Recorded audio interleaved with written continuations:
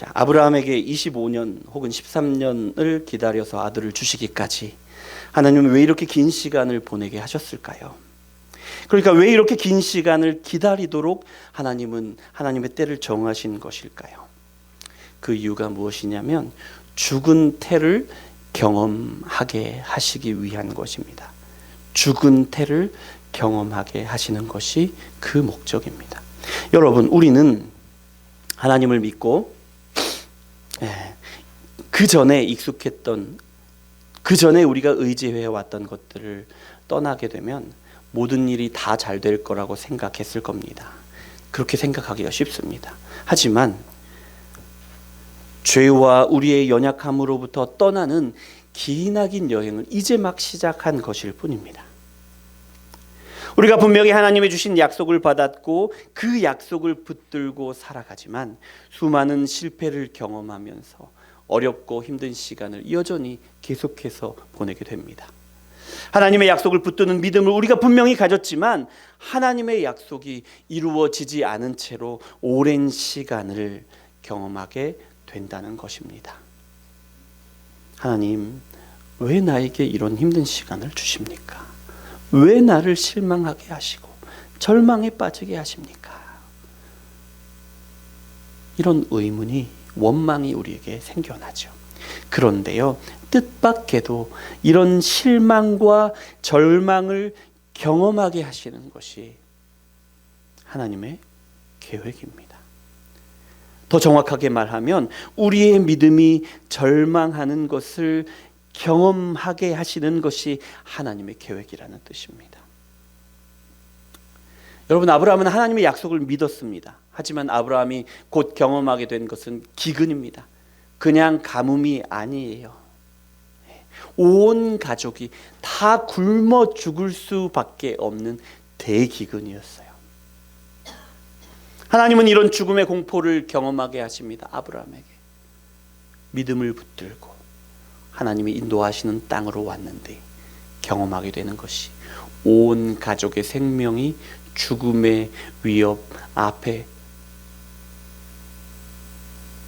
그렇게 내놓아진 것을 경험하는 거예요.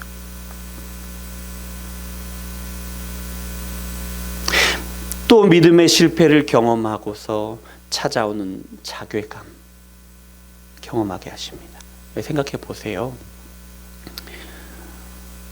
아브라함이 사레를 사랑하지 않았습니까? 너무 사랑했죠. 그런데 그런 사랑하는 아내를 2번이나 누이라고 속이고 그렇게 살아남으려고 했지 않습니까? 하지만 오히려 죽을 뻔하잖아요. 그것이 믿음을 붙들고 그동안 익숙하고 의지하던 것을 떠나온 아브라함의 모습이었잖아요. 나중에 하나님이 고난 가운데 건져주실 때, 그 위기 가운데 건져주실 때 아브라함이 하나님 앞에서 얼마나 부끄러웠을까요? 내 믿음이 고작 이런 것이었구나. 얼마나 자괴감이 들었을까요? 내 인생에 이렇게 큰 변화를 결정하는 그 근본이 믿음이었는데 그 믿음의 절망을 경험하는 것입니다. 아브라함이 다시 약속을 붙들고 믿음으로 살아가고자 합니다. 그런데요, 이제는 육신의 절망을 경험합니다. 임신을 해야 하는 사라는 이제 임신할 수 없는 몸이라는 것을 점점 더 확실히 확인하게 되죠. 분명히 하나님의 약속을 믿지만 내 육신으로는 아이를 낳을 방법이 없습니다. 그러면 내 육신의 문제 때문에 하나님의 약속을 포기할까요? 그럴 수 없는 거잖아요. 그렇게 안 돼요. 아브라함 안에서 이미 내 믿음은 하나님의 아들을 주시겠다는 그 약속을 믿어요. 너무 분명히 믿어져요. 하지만 우리의 몸으로는 아들을 가질 수 없는 그런 절망을 경험하게 하신다는 거예요. 믿음이 없으면 편하죠. 포기해버리면 되니까. 하지만 하필 하나님은 믿음을 주신 다음에 이런 절망을 경험하게 하신다는 거예요. 하나님이 바라시는 것이 이거예요. 믿음을 주시고 육신의 절망을 경험하게 하시는 거예요. 아니, 하나님 정말 잔인하시네요. 이런 생각이 드시죠? 여러분, 아브라함이 하갈에게서 아들을 낳는 방법을 선택하잖아요. 와, 믿음의 조상 아브라함이 정말 믿음이 정말 없다, 이런 생각을 하잖아요. 우리가 보세요. 아브라함의 믿음은 날로 견고해집니다. 하나님이 분명히 아들을 주실 것이라는 것이 점점 아브라함 안에서 확실해져요. 믿어져요. 하지만 내 육신은요, 하나님의 약속을 이루어야 할 내 육신은요, 아들을 낳을 능력을 잃어버린 거예요. 그 능력이 죽어버린 거예요. 그런데 이걸 어떡합니까? 어떻게 해요? 여종에게서라도 아들을 낳아야죠. 그렇게라도 날로 견고해지는 이 믿음을 만족시켜야죠. 하나님이 아브라함을 찾아오셔서 하갈이 아니다, 사라에게서 아들을 주시겠다고 하시잖아요. 그때 아브라함의 마음이 어땠겠어요? 얼마나 부끄러웠겠습니까? 하나님의 약속을 믿지 않는 것이 아니에요. 다만 육신의 한계, 육신의 절망을 본 거예요. 그런데 하나님이 오셔서 말씀해 주시는데 이미 죽어버린 육신에서 아들을 주신다는 거예요. 이미 아브라함과 사라가 절망을 경험하고 있는 바로 그 몸에서 아들을 주신다는 거예요. 자, 보세요. 이제 아브라함에게는 방법이 없습니다. 방법이 없어요. 아브라함과 사라의 육신은 아이를 낳을 능력이 이미 죽어버렸습니다. 또요, 하갈 같은 다른 여인에게 아들을 낳는 방법도 하나님이 막아버리신 거예요. 와, 미쳐버리는 거죠. 미쳐버리는 거죠. 안 그렇겠습니까? 그런데요, 믿음은 포기가 안 돼요. 갈수록 하나님의 약속이 더 확실히 믿어져요. 그런데 약속을 이루어야 하는 우리에게는 그 약속을 이룰 능력이 없어요. 얼마나 답답합니까? 너무너무 답답합니다. 아니, 그러면 어떻게 하라는 말입니까? 도대체 어떻게 하라는 말입니까? 아니, 어떻게 사라의 죽은 태에서 아들을 낳기를 기대하라는 말입니까? 근데 여러분, 하나님이 원하시는 것이 바로 이겁니다. 사라의 죽은 태에서 아들을 낳게 하실 것을, 하나님이 그렇게 하실 것을 믿으라는 말입니다. 우리에게는 새 생명을 낳을 수 있는 모든 능력이 죽어버렸지만 하나님이 기적으로 죽은 태를 여시고 하나님이 기적으로 그 죽은 태에서 새 생명을 태어나게 하실 것을 믿으라는 그런 말씀입니다. 하나님이 바라시는 것이 이것입니다. 하나님이 우리에게 바라시는 것이 바로 이런 믿음입니다. 죽은 태에서 새 생명을 잉태하게 하시는 것을 믿는 믿음. 죽은 태에서 태어난 그 아기 때문에 모든 민족이 복을 받게 하실 것을 믿는 그 믿음을 하나님은 우리에게 주시기를 원하시는 거예요. 그래서 우리의 믿음이 좌절되게 하십니다. 우리 육신이 절망을 경험하게 하시는 거예요. 하나님, 우리에게는 아무 소망이 없습니다. 이제는 우리가 죽음에 대해서 새 생명을 주시기만을 소망합니다. 우리가 하나님 앞에서 이렇게 고백하기를 하나님이 바라시는 거예요. 그리고 오늘 말씀입니다. 죽은 태인 사라에게서 하나님이 이삭을 낳으신 것입니다. 그러니 사라의 고백이 어떤 고백이겠어요? 믿음으로 절망하고 죽어버린 태를 경험한 나에게서 하나님이 새 생명을 주셨다는 그런 고백인 거예요. 내 죽어버린 태에서 새 생명을 나게 하실 것을 누가 알았겠습니까? 하지만 하나님이 이 놀라운 일을 나에게 이루셨다는 겁니다. 얼마나 기쁘고 감사합니까? 여러분, 하나님은 우리의 믿음이, 우리의 행동의 절망을 경험하기를 원하세요. 하나님은 우리가 죽음의 태를 경험하기를 원하십니다. 그래서 하나님은 우리가 죽음의 태 가운데 새 생명을 낳게 하시는 기적의 탄생을 바라보게 하시는 것이 우리를 향하신 하나님의 계획이라는 거예요. 이 일을 하나님은 지금 우리의 삶 속에서 이루고 계십니다. 우리의 믿음은 매일매일 순종하지 못하는 우리의 말과 우리의 행동 때문에 절망을 경험하고 있을 겁니다.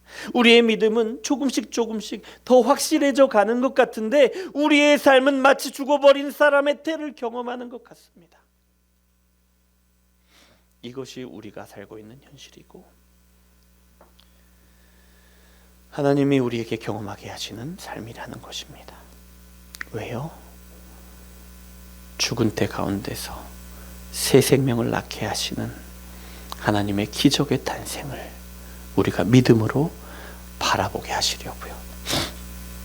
이 사실을 아시고 이 사실을 기억한다면 여러분, 우리가 우리의 삶을 한 걸음 더 나아가시는 겁니다. 1월이 시작되면서 저는 새로운 시작을 가졌습니다. 그러니까 파트타임으로 사회복지 일을 시작하게 된 건데요. 죄송합니다만 제 나이가 올해 48입니다. 48. 50이면 지천명, 하늘의 뜻을 안다는 나이인데요. 새로운 일을 시작해가지고 그 익숙하지 못한 자신을 보는 거예요. 이 자체가 정말 쉽지 않은 경험인 것 같습니다. 또 이 센터를 운영하시는 분이 저보다 무려 7살이나 어린 목사님이세요. 제 여동생 학교 후배 목사님이고요. 그런데 이분이 카리스마틱한 리더예요. 센터나 교회에서 너무 좋은 목사님이세요. 그런데 직원들이나 성도들을 대할 때 다정하지만 압도해야 하는 그런 스타일인 것 같아요. 그러니까 쉽지가 않더라고요. 그러다 보니 2주 동안 마음이 좀 어려운 시간들을 보냈던 것 같습니다. 그런 동안에 무의식적으로 그런 생각이 제 머릿속에 이제 돌아간 거죠. 이게 누구 때문에 내가 이렇게 쉽지 않은 거냐. 주변을 둘러보니까 나를 힘들게 하는 이유들로만 가득 차 있는 거예요. 어떻게 되겠어요? 민감해지고 예민해지고 온몸이 발작 버튼이 되는 거예요. 건드리기만 해도 폭발을 할 것 같은. 하나님은 도대체 나한테 왜 이러시는 거야? 이런 얘기를 드리는 거는 저 진짜 힘드니까 저 좀 잘해주세요 이런 거 아닙니다. 절대로 오해하지 마세요. 이런 말씀을 제가 부끄럽지만 드리는 것은 저와 여러분의 삶이 이런 삶이라는 거예요. 내가 힘들고 행복하지 못한 것이 누구 책임인지 탓할 사람을 찾아요. 그것이 남편이든 아내이든 자녀들이든 직장에서 나를 힘들게 하는 그 사람이든, 그리고 어느 순간에는 하나님을 탓해요. 왜 하나님은 나만 이렇게 힘들게 하는 거냐고. 말씀을 들을 때마다, 시간이 지날 때마다 우리의 믿음은 점점 더 좋아집니다. 명확해져요. 하지만 우리의 말과 우리 행동으로는 항상 우리의 믿음이 좌절을 당하죠. 믿음은 점점 더 견고해져 가고 확실해져 가는데, 우리의 믿음은 포기할 수 없는데 우리의 육신으로는 죽은 태를 경험하고 있다는 겁니다. 그것이 우리의 삶입니다. 그런데요, 이런 것이 하나님이 우리에게 원하시는 거예요. 믿음이 우리의 말과 우리 행동으로 좌절되고 우리가 죽은 태를 경험하는 것을 하나님이 지금 우리에게 원하신다고요. 왜요? 왜 하나님은 우리를 괴롭히시는 거예요? 하나님이 우리의 죽은 태에서 새 생명을 낳게 하시는 것을 바라보기를 원하시는 거예요. 이 믿음으로 살기를 원하시는 겁니다. 그리고 아브라함과 사라처럼 하나님이 정말로 죽은 태에서 새 생명을 낳게 하시는 일을 우리에게 경험하게 하시는 겁니다.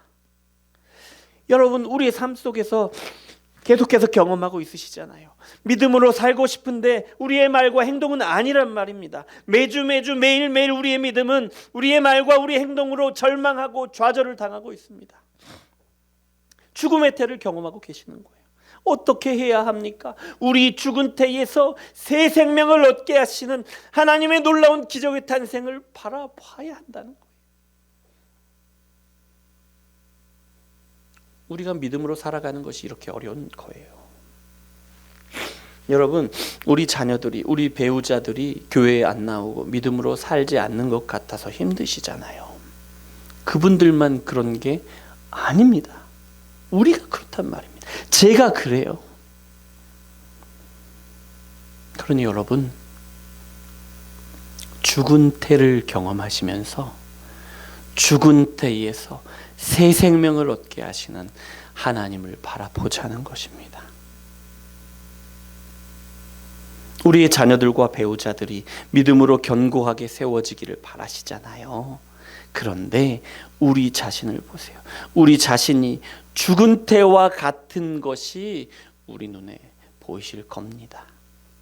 제가 그렇습니다.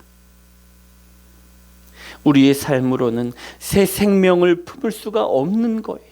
단 한 사람의 생명도 우리의 삶으로는 새 생명을 얻을 수가 없단 말입니다. 우리가 그런 처지란 말입니다. 따뜻하고 생명력 있는 태가 우리가 아니라는 거예요. 우리는 아니라는 거예요. 그러면 어떻게 해야 합니까? 우리의 죽은 태에서 우리의 자녀와 우리의 배우자에게 새 생명을 얻게 하실 하나님의 역사를 바라보아야 한다는 것입니다. 여러분, 우리가 품은 태신자들이요, 우리가 잘 섬겨서 교회에 나오는 거 아닙니다. 우리가 좋은 프로그램을 준비해서 그래서 그분들이 새 생명을 얻게 되는 거 아니에요. 바꿔 말하면 우리가 좋은 태여서 우리 안에 품어지고 새 생명을 얻게 되는 것이 아니라 오히려 우리가 죽은 태이기 때문에 우리로서는 새 생명을 낳을 수가 없다는 절망을 경험하기 때문에 절망의 죽은 태에서 새 생명을 낳게 하시는 하나님을 우리가 바라볼 때에 하나님이 낳게 하시는 것입니다.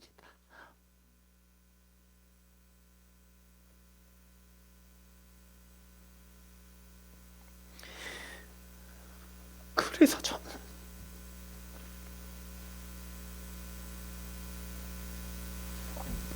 우리 교회가 개척교회인 것이 너무 감사합니다.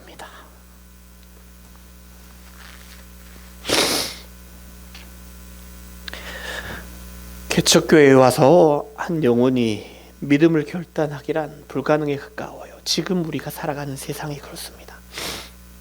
우리가 죽은 태라는 말입니다. 죽은 태예요.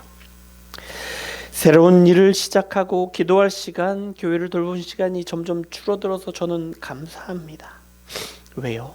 우리 교회가 죽은 태라는 절망감을 더 확실히 경험할 수 있거든요. 그래서 저는 오늘 이렇게 기도합니다. 하나님, 우리 교회가 죽은 태와 같아서 죽은 태에서 새 생명을 얻게 하시는 하나님을 더 바라볼 수 있도록 도와주십시오. 저는 제가 연약함이 많은 사람인 것이 감사합니다. 왜냐하면 연약한 저로서는 한 사람의 새 생명도 낳을 수 없는 절망적인 죽은 태이거든요. 그래서 오늘 죽은 태에서 그 절망 속에서 새 생명을 잉태케 하시는 하나님을 바라봅니다. 여러분, 우리 성도들 중에는요, 나는 전도 못합니다. 나는 한 사람도 내 안에 품을 수가 없어요. 내가 이렇게 모나고 내가 이렇게 따뜻하지 못한 걸요, 이렇게 하시는 분들 계실 겁니다. 하지만 여러분, 그렇기 때문에 감사하시길 바랍니다. 죽은 태를 경험하고 계시는 거예요. 이제는 내가 죽은 태이기 때문에 새 생명을 낳을 수 없다는 절망에 사로잡혀 계시지 마시고요. 죽은 태에서 새 생명을 소망하게 하시는 하나님을 바라보시길 바랍니다. 사라는 하나님이 말씀하신 것처럼 마침내 아들을 낳았습니다. 그리고 마침내 이렇게 고백합니다. 하나님이 죽은 태에서 아들을 낳게 하심으로 나를 웃게 하셨도다.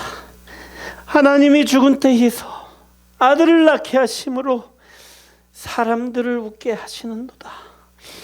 누구라고 나처럼 죽은 태에서 아들을 낳을 것이라고 생각했겠는가. 하지만 하나님이 정말로 죽은 태에서, 나의 죽은 태에서 아들을 낳게 하셨도다. 이 고백이 오늘 저와 여러분의 고백이 되시길 소망합니다. 우리 찬송가 210장 찬양 함께 들으시고,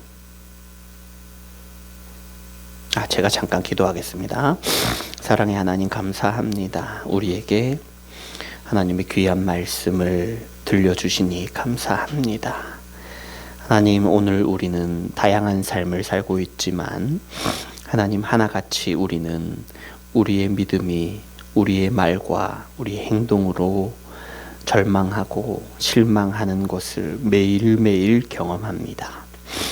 하나님, 우리는 때때로 즐겁고 행복한 시간들을 지나고 있지만 그러나 우리에게는 아무런 소망이 없다는 사실을 경험하고 있습니다. 단지 우리가 그것을 외면하고, 단지 우리가 뭔가 할 수 있는 것처럼 그렇게 자기 주문을 외우고 있어서 그렇지, 우리가 정말로 단 한 영혼도 새 생명을 품어낼 수 없고 단 한 영혼도 새 생명을 낳을 수 없다는 사실을 너무나도 잘 경험하고 있습니다. 그렇기 때문에 하나님, 우리가 죽은 태 가운데서 새 생명을 낳게 하시는 하나님의 놀라운 역사를 기대하며 기도하며 그렇게 살아가도록 역사하여 주시옵소서. 예수 그리스도 이름으로 기도합니다. 아멘.